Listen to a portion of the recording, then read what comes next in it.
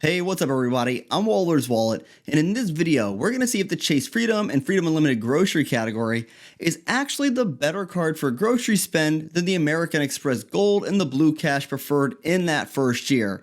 Now, if you want a simple way to help out the channel, consider hitting the thumbs up button. Also, don't forget to subscribe to the channel and turn that bell notification on as well so you don't miss out on future videos. Now, I said in my video telling you about the Chase Freedom and Freedom Unlimited offer, I felt the Freedom's offers were better than that of the American Express Gold and the Blue Cash Preferred. But let's look at the numbers and see if that's actually true. Now, a quick look at the grocery earning rates for these cards. The Chase Freedom and Freedom Unlimited are going to earn 5% back up to $12,000 in grocery spend in that first year. The Blue Cash Preferred is going to earn 6% cash back and up to $6,000 of grocery spend. And the American Express Gold card is going to earn 4x on grocery spend up to $25,000 a year in spend. And you can see the Chase Freedom has a better spending threshold than the Blue Cash Preferred, but it's a little less than half of that of the American Express Gold card. Then the American Express Gold card has an annual fee of $250. The Blue Cash Preferred has a $95 annual fee, and both the Chase Freedom and Freedom Unlimited are fee-free credit cards.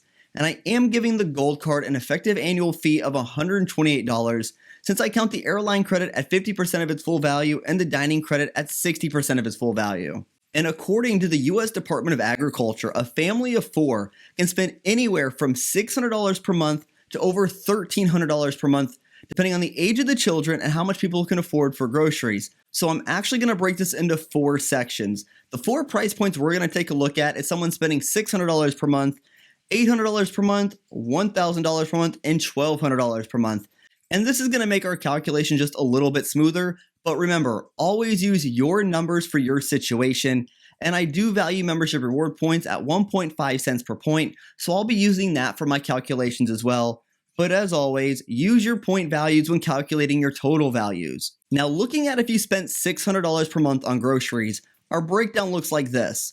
The Gold card will earn $432 in rewards, but after you account for that effective annual fee, the reward earnings drops to $304.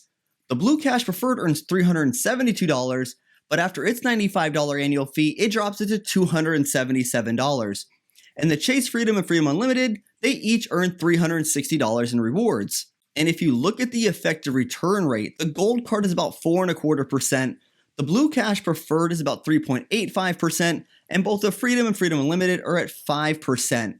So the Freedoms here look to be the best in this situation. Then if you're someone who spends $800 per month on groceries, the Gold card earns $576 before that effective annual fee, and after it, it drops it down to about $450. Then we really start seeing how that $6,000 limitation hinders the Blue Cash Preferred, because you would only earn $396 before the annual fee, and after it, it basically is earning $300.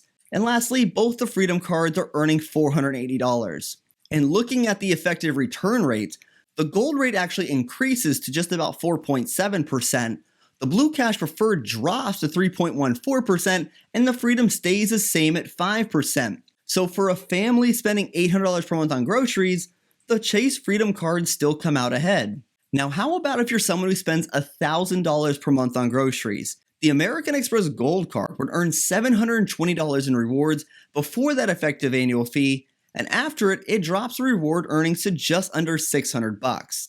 The Blue Cash Preferred isn't even close to being competitive anymore, coming in at only $325 after you account for that annual fee. You would basically need to have another Blue Cash Preferred in your wallet in order for it to be in the conversation anymore. Then for the Chase Freedoms, it edges out the Gold here by just a couple of bucks at $600 in rewards. But I mean, you could basically call the Gold card and the Freedom card here equivalent. Then we're seeing the Gold card inch closer to a 5% return rate, while the Blue Cash Preferred has really dropped off to about 2.7%, and the Chase Freedom still holding steady at 5%. Then lastly, let's take a look at what I would call the super high spenders spending $1,200 per month on groceries. And at this point, things really change. The Gold card is leading the way here with $864 in earnings. After the effective annual fee, it goes down to about $735. The Blue Cash Preferred just keeps falling further behind the other options here, coming in at about $350 after you account for the annual fee.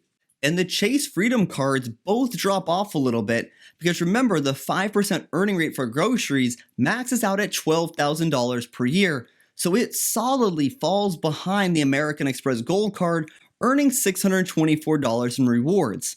Then for the effective return rates, the American Express Gold Card goes above 5% here at about 5.1%. The Blue Cash Preferred falls even lower to about 2.4%, and since we're now above that $12,000 yearly limit on the Freedom Cards, the Freedom Cards returns are about 4.3%. Now the first thing that really catches my eye is the fact the Blue Cash Preferred wasn't competitive in any of these options. And I think it's really hard for it to be competitive with only a $6,000 grocery spend limit and its $95 annual fee. And even if you're someone who spent $6,000 a year on the dot and not a penny more for groceries in a year, your effective return rate would be 4.4%, which is lower than that of the Chase Freedom and Freedom Unlimited right out the gate. And this, I think, really spells trouble for American Express, especially if people are looking at one of the Chase Freedom cards to make a grocery card over the next year. And I really think American Express needs to increase the spending limit on the Blue Cash Preferred to make it more competitive. Because if they move the limit to $12,000 per year, for example, it becomes equivalent at the $800 mark, and it becomes a better option than the Chase Freedoms at the $1,000 mark per month. Then the argument between the Freedom Cards and the Gold Card, it's a little bit more complicated. Because the Gold Card has a much larger bonus, but it also has a much larger spending requirement, and not everyone is going to be able to reach that. And really, these cards are geared towards different audiences.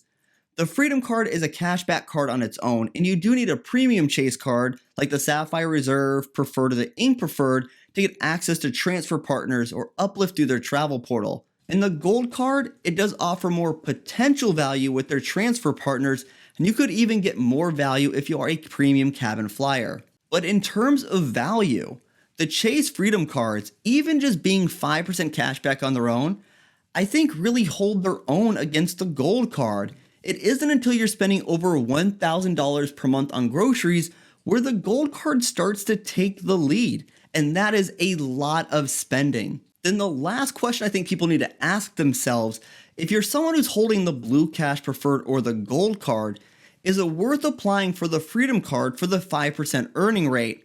And I think this really depends on how much you spend on groceries per month and per year, and if you're committed to a certain ecosystem. And the question you need to really ask yourself is applying for a new card worth the difference in rewards that you would earn? Because if you're someone holding the Blue Cash Preferred and you spend big money on groceries, it very well could be worth it to apply for the Chase Freedom or Freedom Unlimited card, because the difference in reward earnings really start to separate as you spend more money on groceries.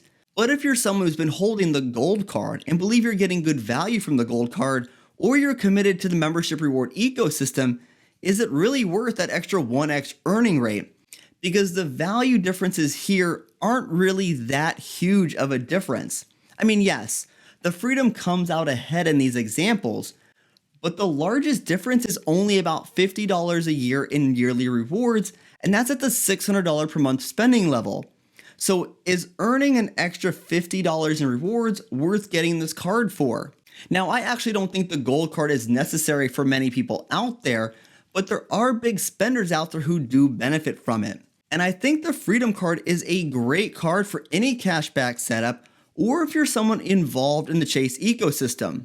But if you're someone who doesn't have any of these cards and you're looking at one card to use for groceries, unless you're spending over $1,000 per month on groceries and can utilize membership reward points, I think the Chase Freedom offer is definitely worth it for that first year. So tell me, which of these cards are you using?